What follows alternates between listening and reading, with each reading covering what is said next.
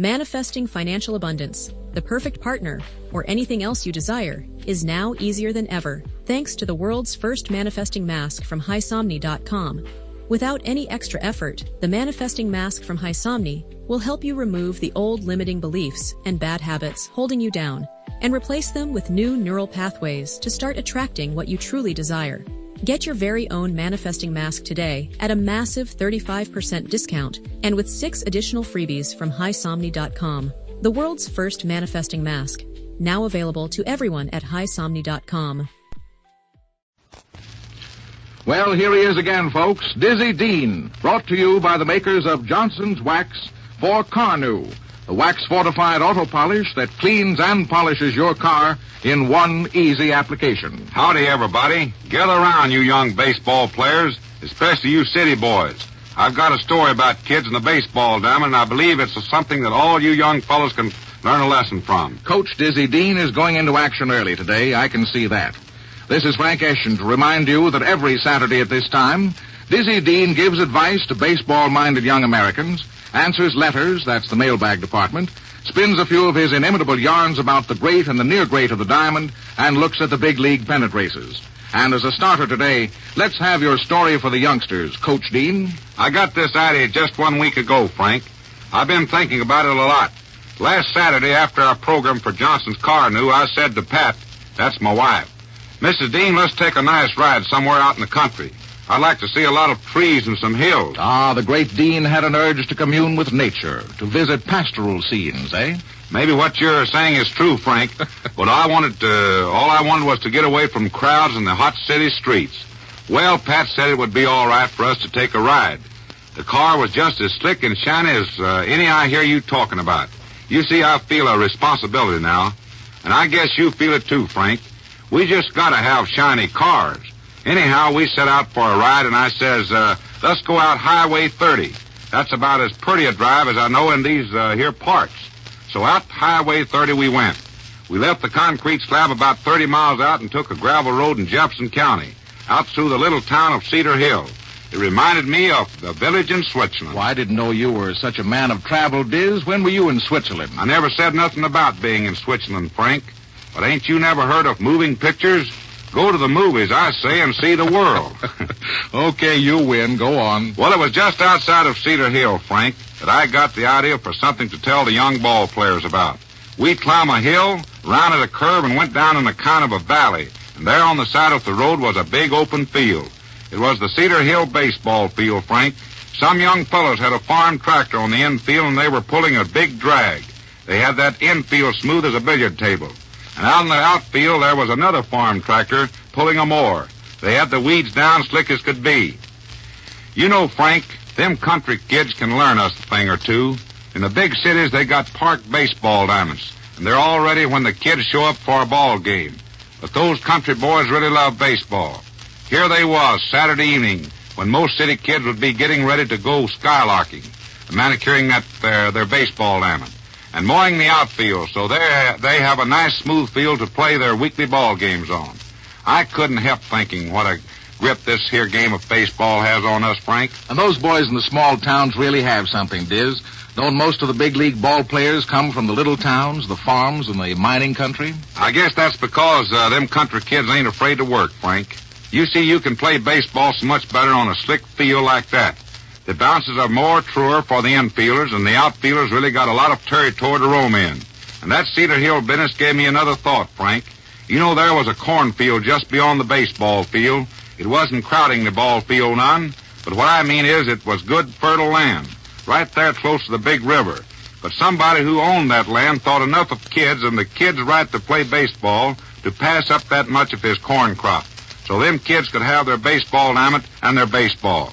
Frank, there's a lot of big cities that could take a lesson from what I've seen at Cedar Hill. Why don't the cities provide more baseball diamonds for the youngsters, Frank? You're fighting for a good cause, Jerome. More power to that movement for more baseball diamonds for the youngsters. But you've lapsed into another very serious mood. How about a quick change of pace, Diz, right now, and an anecdote in the manner of Dizzy Dean the storyteller? Okay, Frank. And while we started out about kids, let's go along with that same general idea. You remember Babe Herman, don't you? Yes, indeed, and that sounds good. Babe Herman was good copy. The Babe had traveled around quite a bit, but he was the same old Babe. He was playing in Cincinnati, and the Cardinals was playing the Reds, and before the game, Babe's 2 children was outside the clubhouse. Babe was sure proud of them kids.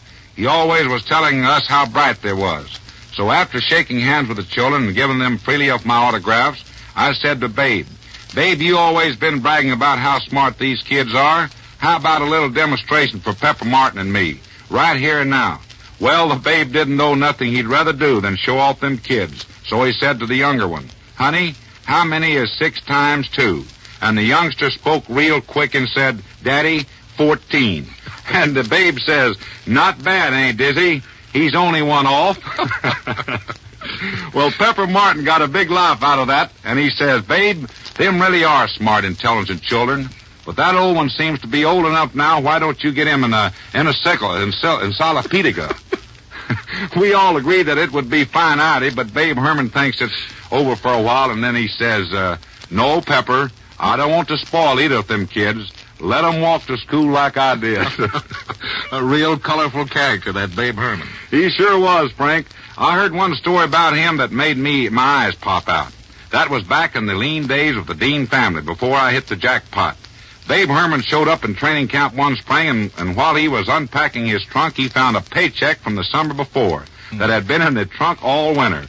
Frank, it was hard for old Diz with them lean early days to figure how a man could be so rich that he'd just throw a paycheck into his trunk and forget all about it, cashing it. Mm-hmm. Then you hit the jackpot, Diz, and I guess as you pitched those masterpieces against Carl Hubble, you too forgot about those checks occasionally.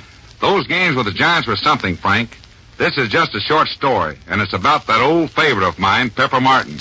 You know, we did have some great games with the Giants, and I guess one of the toughest hitters I ever faced was the manager of the ball club. I'm talking about Bill Terry. I always liked to pitch against Bill, even if he did make it kind of rough for me. One day I had him 2 strikes and nothing real quick. I tried to sneak the next one through there, and Terry hit it right back through the box. A mile a minute. Brother, he like to took a leg off old Diz's. And Pepper Martin was playing third base for us then, and while I was getting ready to pitch to the next hitter, Pepper walks over to the mound, and he was really a-grinning. He put up his hands so nobody else could hear it, and he says, real serious, "Jerome, I don't believe you're playing Terry deep enough." Say, that Pepper Martin was really something, Diz. And here's something else that is really something. You don't mean Johnson's Carnu, do you? That's just what I mean. Tell him about it, Frankie boy. Well, men, when this program is over, take a good look at your car. Does the finish really sparkle, really shine the way you want it to? Now, I'm not suggesting that your car isn't clean, but you know as well as I do, you can sponge your car till your arm feels like lead and still come out with a pretty dull-looking finish. And the reason is usually road film. A road film composed of tree sap, oil, exhaust fumes, a lot of different things. Water can't touch that film, but Johnson's wax-fortified Carnu zips it away, and Carnu polishes your car, too. Johnson's Carnu cleans and polishes your car in one easy application. You rub it on, and the 5 cleaning ingredients in Carnu go to work. Penetrate road film in practically nothing flat. Then wipe it off, and your car is polished as well as cleaned, because Carnu is wax-fortified. So why wear yourself out cleaning and polishing your car in the ordinary way? Today, get some Johnson's wax-fortified Carnu from your nearest dealer or service station. That is C-A-R-N-U, Carnu. Might as well use it today. Might as well have a car with a bright, brilliant Sunday shine tomorrow. Now it's mailbag time, Diz. And here's a letter from Colonel Harry Taylor of Dublin, Georgia, who remembers you as a great pitcher who occasionally ran into unusual excitement on the baseball field. He says that as he remembers it, you had a fist fight once with Al Todd in the Texas League, and later with the entire New York Giant Ball Club at Sportsman's Park here in St. Louis. Glad to hear from Colonel Taylor, Frank. I played an exhibition game in Dublin one time. They got a real Southern hospitality down there in Georgia. And about them 2 fights, Frank, I guess I was overmatched in both of them. Sounds good. Let's have the story of an overmatched Dizzy Dean. Well, that Todd story won't take long. Al got the idea one day that I was throwing at him, just because he got a base hit. I didn't throw at him, Frank. Honest, I didn't. Or maybe I was trying to move him back from the plate, just a little. Anyhow, Al got the idea I was throwing at him, and the next time up, and he charges out to the mound. I figured I could out-talk him. but he didn't say a word. I was waiting, and I had a good wisecrack to let him have. But he popped me without a word, and I kept picking myself up, and he kept knocking me down. Yes, I guess I was overmatched, Frank. An honest confession is good for the soul, Jerome. And now that rumpus with the Giants. I guess Colonel Taylor must be referring to the famous row with the day George Barr called a balk on old Diz. Well, Frank, a lot of funny things happened that afternoon, but I didn't have no fight with nobody. I came in off that without swinging a fist and without getting a scratch. But both teams were on the field swinging, and it looked like a long time to get order restored. In the center of all the fussing and the feuding, the two catchers, Gus Mancuso and Mickey Owen, had a little harmless wrestling match. Mickey figured everybody ought to take a man. He was a catcher, so he chose Mancuso, the Giants catcher, and said, "Gus, let's wrestle." Well, when they got everybody quiet, it looked up that Mancuso and Owen was the only ones caught doing anything for sure. So they was ordered out of the game. The only man hurt that day was the most peaceful guy on the field, little Don Guthridge. He didn't hit nobody, but somebody sure hit him. He came out the scrap with the most beautiful black eye I ever seen. What a shiner that was. Frankie Frisch, our dandy little manager, was furious. When they put out Owen, Frisch said to umpire Barr, "How about bouncing Mel Ott, too?" "What for?" Barr wanted to know. "For hitting little Guthridge," Frisch told him.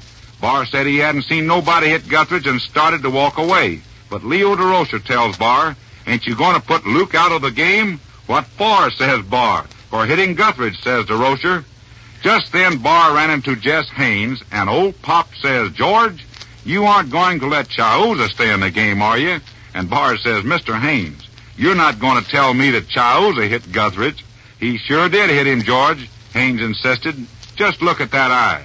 Barr did look at Guthridge's eye, and he said afterward that the way it looked, maybe everybody on the Giant Club had teed off on poor little Don. Yeah, but Diz, isn't that one of those rare cases where anybody actually got hurt in a baseball, Donnybrook? I mean, usually it's largely a matter of exchanging words at any given number of paces, but seldom a blow landed. That's right, Frank. In the excitement of a ball game, players will pop off and say things they really don't mean.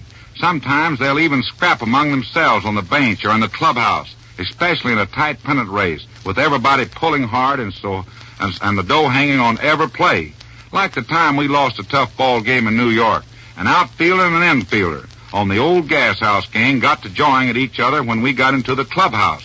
But the race was hot and in the stretch, and everybody was pretty well keyed up right then. They started swinging at each other as soon as they got into the clubhouse. We all started to break it up, but manager Frankie Frisch had his own idea.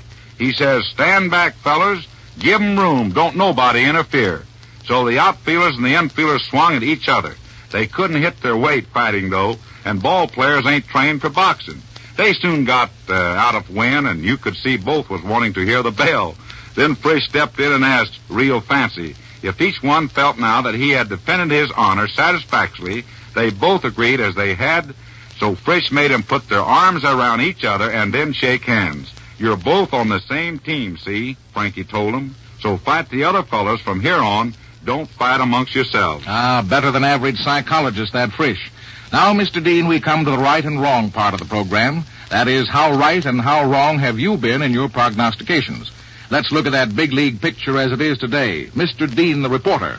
Frank, I'm satisfied right now if I can be just half right the way those ball clubs are scrambling around.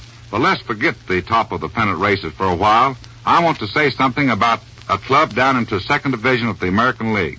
I'm talking about the St. Louis Browns. And what about the Browns make you select them for your spotlight, Professor Dean? A couple of young ball players, Frank. Their names is Dick Kokas and Hank Arp, and they're giving the Browns a big lift. And they're going to help the Browns in more ways than one, Frank. Elucidate, Diz, elucidate. It's this way, Frank. When a couple of young fellows get a chance, and it attracts a lot of attention. The Browns brought Arp and Kokas up from Toledo. That's a great break for them kids, and it's good advertising for the Browns. Here's the way it works. Kids all over the country wanting to get ahead as fast as possible will hear about this, and they'll say, them Browns is a club that is giving young fellows a chance right now. And so the young ball players will be looking for some Brownish scout to show up. And, folks, we hope you'll show up again at this same time next week to listen to Dizzy Dean. He's brought to you by Johnson's Carnu, the wax-fortified auto polish that cleans and polishes your car in one easy application. Rub it on, and Carnu cleans your car. cuts through and carries away road film that water won't touch.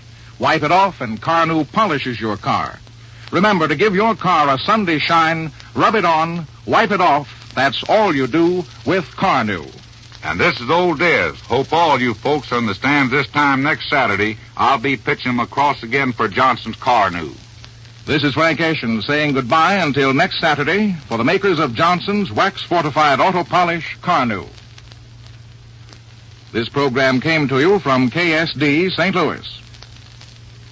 This is NBC, the National Broadcasting Company.